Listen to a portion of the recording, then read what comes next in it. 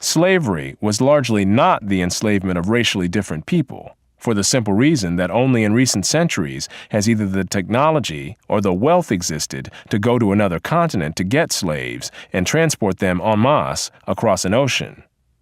People were enslaved because they were vulnerable, not because of how they looked. The peoples of the Balkans were enslaved by fellow Europeans, as well as by the peoples of the Middle East, for at least 6 centuries before the first African was brought to the Western Hemisphere. Before the modern era, by and large, Europeans enslaved other Europeans, Asians enslaved other Asians, Africans enslaved other Africans, and the indigenous peoples of the Western Hemisphere enslaved other indigenous peoples of the Western Hemisphere. Slavery was not based on race, much less on theories about race. What's up, amazing people of YouTube? Hope you guys are feeling good. My name is Elario, and today I'm back with another rather informative video and check out with you guys. This is called Facts About Slavery Never Mentioned in School. This is by Thomas Sowell. You know the drill, guys. Talk less and react more. Let's check this out.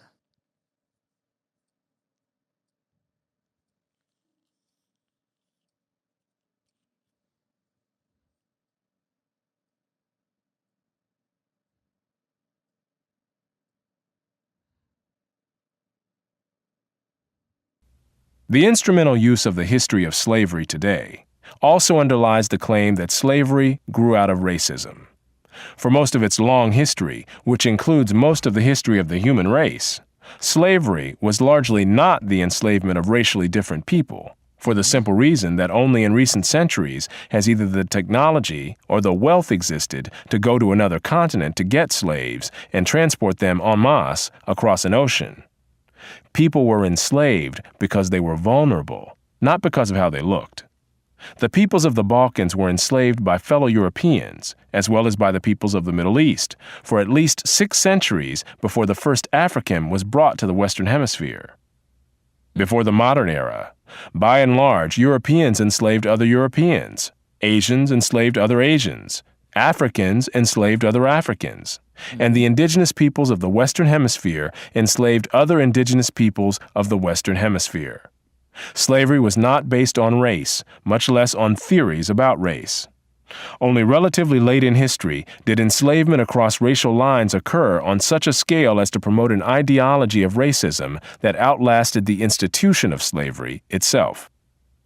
Wherever a separate people were enslaved, they were disdained or despised, whether they were different by country, religion, caste, race, or tribe.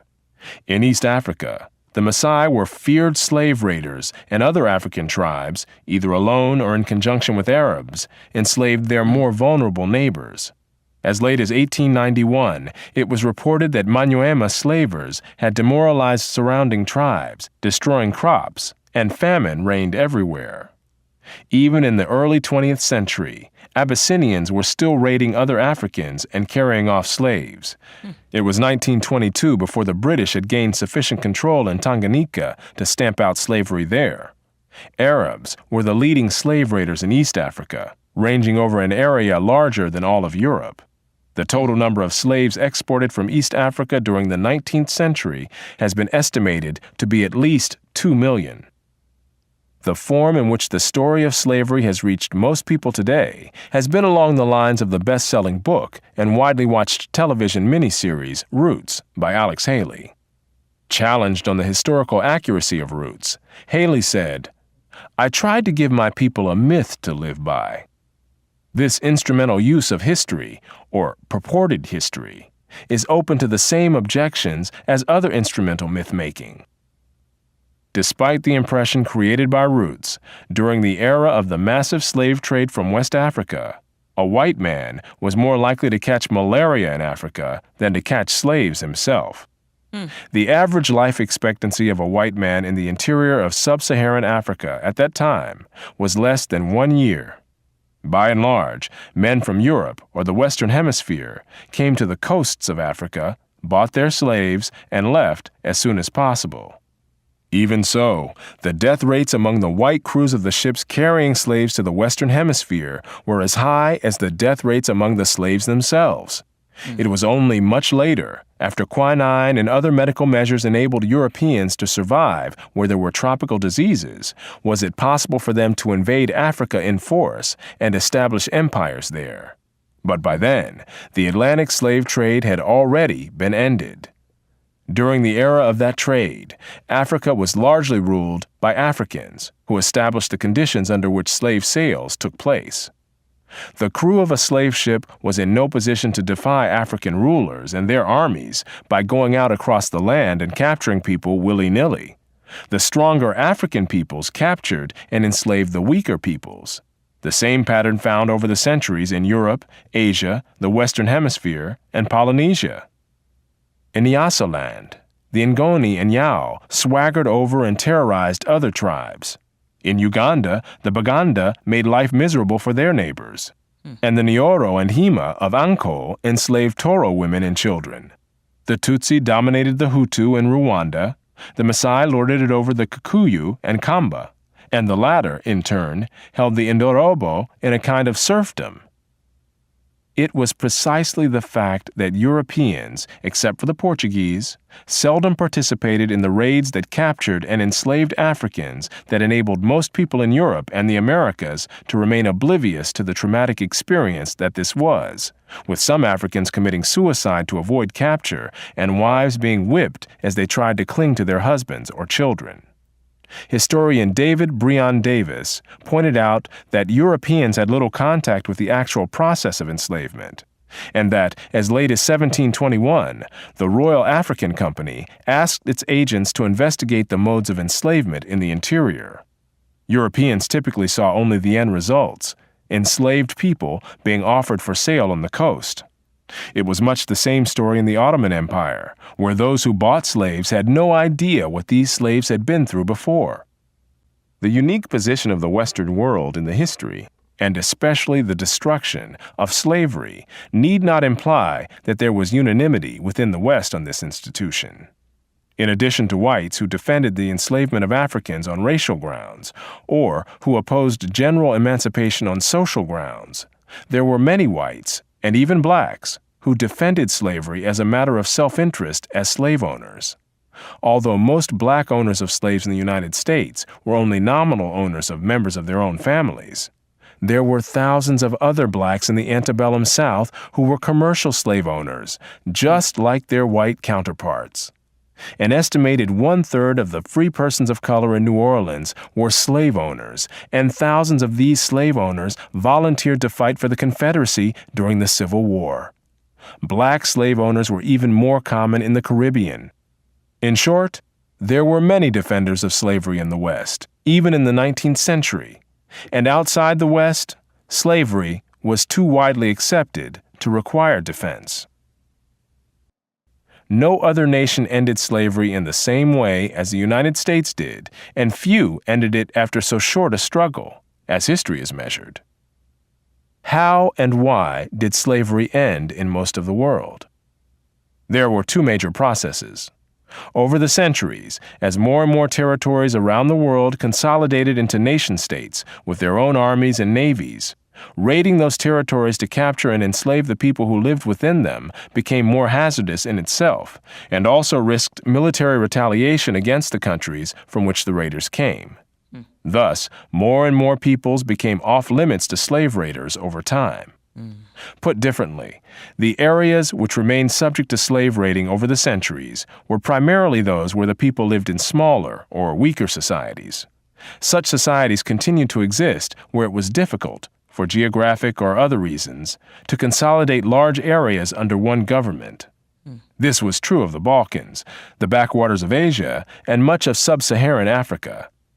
By the early modern era, sub-Saharan Africa, with its numerous and severe geographic handicaps, was one of the last remaining areas from which vast numbers of people could be enslaved.